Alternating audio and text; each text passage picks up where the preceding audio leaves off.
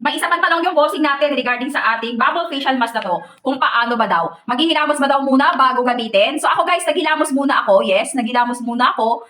Sinabunan ko muna yung face ko bago ko siya i-apply at ibababad ko siya ng 15 minutes sa face ko. Ayun lang, no? Naghilamos muna ako, sinabunan ko muna siya, yung aking ginagamit lagi na sabon. Tapos ibababad ko siya sa face ko ng 15 minutes. Ganun lang. Tapos, yun na. O, ayun na magiging resulta. Resulta? Resulta! So, biblend mo lang yan ng ganyan sa face mo. Blend lang, okay? Blend mo lang siya. Tapos mamaya-maya, makikita mo na yung pagbubble. So, dinadamihan ko yung parte dito na laging tinutubuan ng blackheads, whiteheads, ayan. Dito sa bandang ilong natin, normal naman yan na may mga ganyan-ganyan. So, dinalagyan ko siya. So, ayun ang paglagay, pag-apply.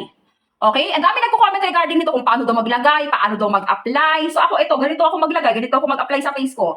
Dinadamihan ko yung part sa ilong kasi mas maraming doon, chismis. Sa noo din, marami din. Yung kagandahan kasi dito sa kanya, alam niyo mga babes kung ano, ito ayan kagandahan sa kanya mga pangga ko, yung mga pag may patubong mga pimple ka, ako kasi yung mga patubong pimples ko, in fairness naman talaga sa kanya, mabilis niyang, nalalagyan yung mata ko. Yung mga patubong pimples ko, mabilis niyang napapatuyo. Tingnan niyo di ba yung nilagay ko kanina? Ay, nalagyan yung mata ko, wait lang. O, tingnan niyo nagbabubble na siya, Kaya siya tinawag na bubble facial mask. Kasi di ba kanina wala pang bubble? So, yun, nagbabubble na siya.